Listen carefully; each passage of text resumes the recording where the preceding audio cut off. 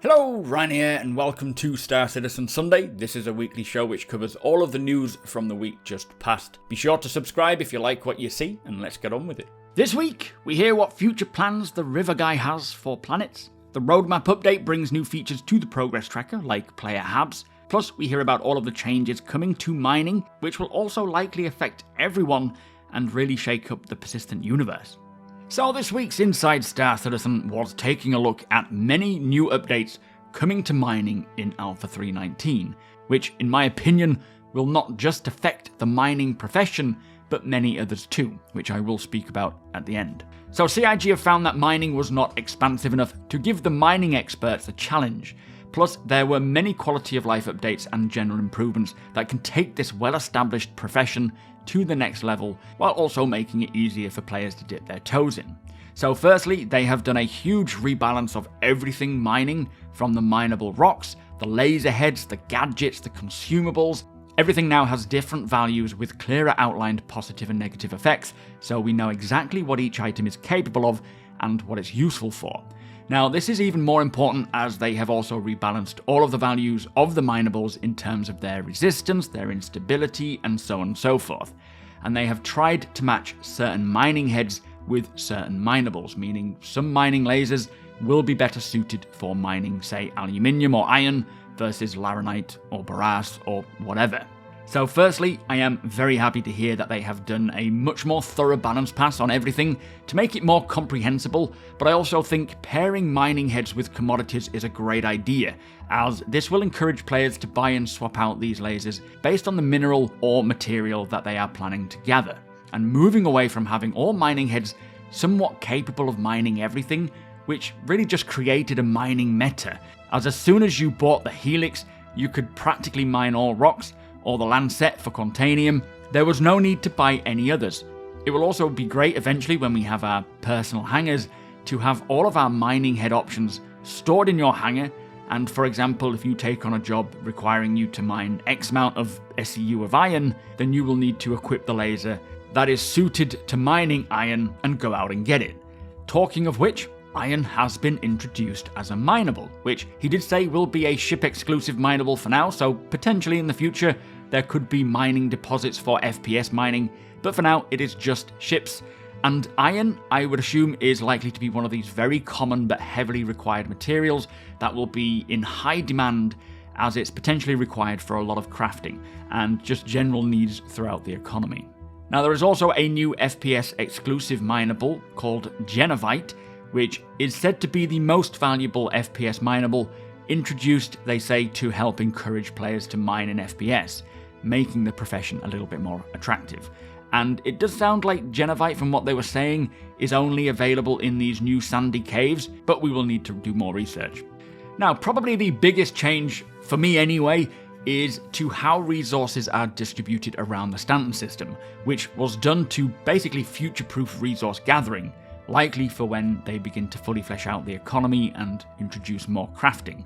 And this will basically control where players can generally find certain materials. And this will also add another little skill element to the mining profession, as gaining experience and knowledge of where to find certain materials or minerals will give you an edge over someone who has no idea. And I will talk more about all of this later on in the video. They have also defined standard materials and quality materials. So standard materials being things like copper, iron, everyday materials used in many items, which now have a distinct location on where to find them. So for example, aluminium may only be found around the Crusader planet and its moons, copper may be only located around Microtech and its moons, which he does say is still subject to change, but the idea being, there are distinct locations where you can find particular materials. Not to say that you won't be able to find other materials elsewhere, they will just be rarer outside of their known locations. And he did also specify that asteroid belts are great because they have the greatest diversity of all materials rather than planets. Now this is quite a huge change for so many reasons. The economy and prices based on supply and demand, which, as I say, I will speak about later on, but instead of aimlessly wandering around scanning rocks hoping to find something worth mining and leaving everything else, if you know what you need and where to find it, even if there's just a mission where Shubin could be like, can you go and get X amount of iron, then you know exactly where to go, and you can heighten the chance of finding that, or simply just grabbing what you find, knowing that you can transport that and sell it somewhere else for a greater profit. Now, CIG's intentions, they say, are to have systems with unique materials used in crafting and the economy, of course, so players may have to travel to locate certain materials for what they want to create. Anyway, other changes include decreasing the difficulty for getting into mining, so making it easier and less dangerous for players who maybe want to experience it but don't know enough about it, which also brought with it an update to the mining UI, so cleaning it all up, making the UI far more user-friendly and enjoyable. Now, the center of the screen has the mining throttle and the charge level next to one another, as they are very related.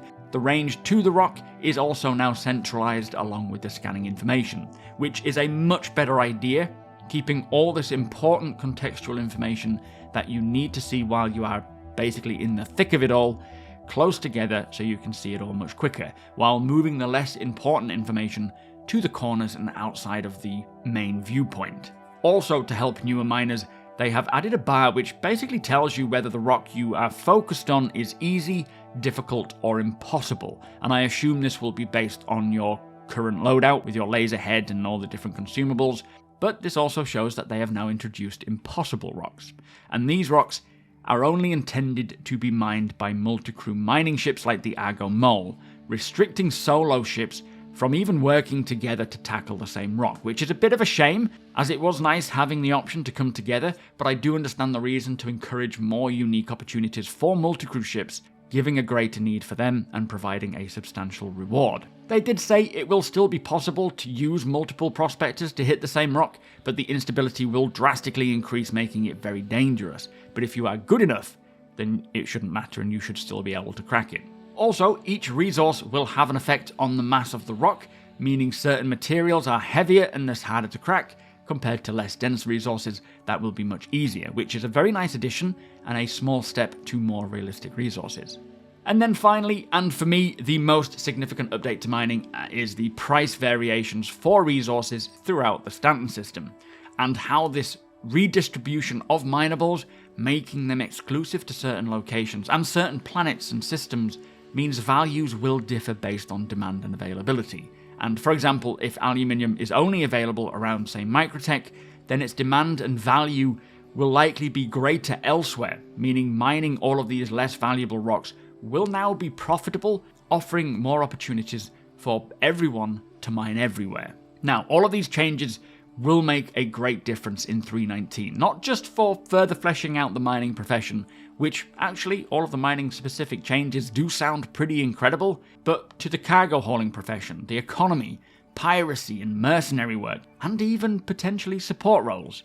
For the hauling profession, it'll provide a reason to transport large quantities of resources from one side of the system to the other, expanding the economy to have more of a supply and demand, which is likely more of a tiny step up into a much greater economy update coming at a later date.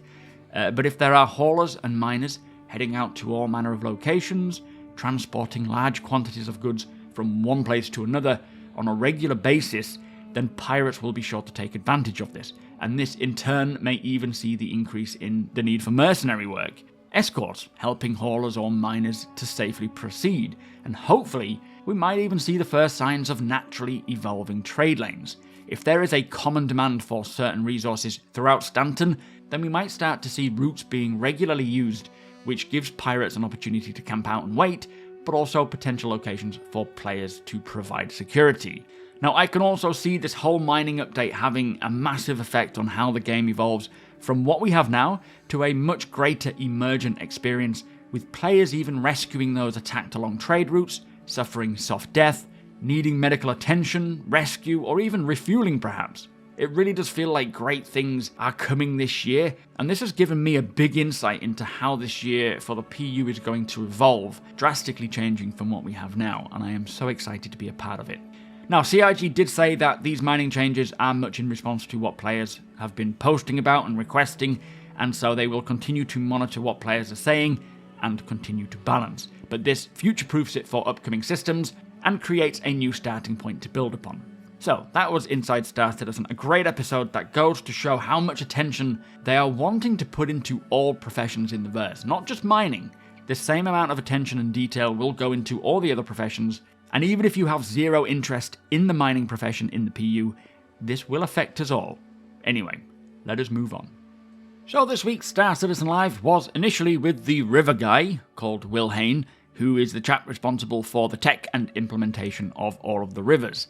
Now, as usual with Star Citizen Live, this is more of a chilled out chat with the developer talking about themselves, their role within CIG, and how they got to working with Cloud Imperium. But the first question that was asked of relevance was basically, what do you work on? Now, Will Hain is an engine programmer who is working with the Planet Tech team, and they are working on procedural tools like rivers, planets, graphics, and general core tech. And Will himself specifically works on the procedural systems which are used to generate the planets and moons. So the next question is basically, how did you come to handle rivers? And after he was asked to work on developing a terrain modification tool, Will simply mentioned that he could use this tool to work on rivers as well if they wanted him to, and they said yes. And that is pretty much how rivers came about. And I will say myself that he has done an amazing job on producing not just the rivers in terms of visuals, but in terms of the tech behind it, the ability to distribute them quickly and make them pretty realistic in terms of their starting point and how they go from there to the basins. Now, another question was, why are rivers important? And he says that they are important as they're not just cool in themselves, but they were a catalyst in improving the planet tech. So everything built around rivers has generated improvements on the planet tech itself, like the terrain modification, and how far it's all been taken. So it's not just creating a cool new location in the verse, it is a big driving force for new features for the planet tech tool, which will be used for all locations, giving more control and technology. Next question is, one of the 318 rivers has cliffs. What can you tell us about that? Now, he says that the spawning system that they used that allows them to have river cliffs are actually helping to get naturally forming cliffs that are not just associated with water volumes like rivers, but anywhere else, which is pretty cool. He did also say, though, that there are currently talks about doing this via a more technical approach, which he says would be really cool if possible, but he cannot say any more about that, other than it is a GPU-driven thing, and that they're still talking about it, so nothing has actually been actioned yet. Next question, someday you will be done with rivers and water stuff. What will be next if you had the choice? Now, he says next up, he really wants to go back to the spawning aspects of the planet tech to make the planets more realistic. And currently we do have planet climates like temperature and humidity, but he says he wants more detail, control, and procedural ability. So they can just basically click a button and generate a completely unique planet, taking into consideration its location to the sun and the materials that may have been around when that planet was forming, and things like where the continents are going to be, what resources will be available, what plants and rocks it will have. He also wants to work on lava and volcanoes, which was mentioned a while ago that the river tech will eventually be applicable to working on lava and roads, so it will be great to see if both of those come along one day. But he also mentioned that he would love to do a full terrain simulation, like erosion over time, which would create far more realistic terrain. So for example, instead of placing a river, having a river naturally form over time based on where a spring starts and it just eroding the planet.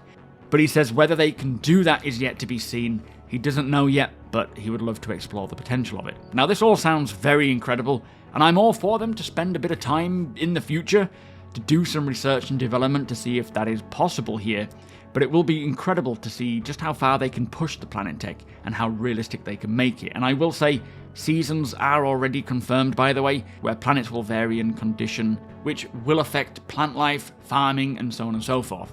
So a pretty great chat with Will and the work that he has been doing with rivers and what he wants to do in the future. He is definitely a very talented and interesting guy. Now, the second half of Star Citizen Live was talking with the QA head honchos, talking about their role within CIG and why the QA team are so important to the company, and I must concur with that. But nothing new or exciting was learned during this segment, but for those interested in learning more about these guys and QA in general, I have linked the video in the description below. But that was Star Citizen Live this week. A great hangout with many of the devs as usual. Nice to hear that the River Guy plans on future R&D, if allowed. Hopefully he will get permission. But next week's Inside Star Citizen, we'll be taking a look at the current white box progress of a new underground facility with a full tour of one of them, which is said to have 17 rooms and 5 to 6 levels underground. They are making great progress with these underground facilities, and if they can pump them out this quick and even quicker in the future, then it will be very exciting seeing these come to the PU. So that brings us to the end of the show. If you do enjoy my content, please consider subscribing and hitting that like button. Also, I am able to do this thanks to my very generous patrons and channel members. If you appreciate what I do and would like to help make it even better from as little as $1 a month, all of the links are provided below.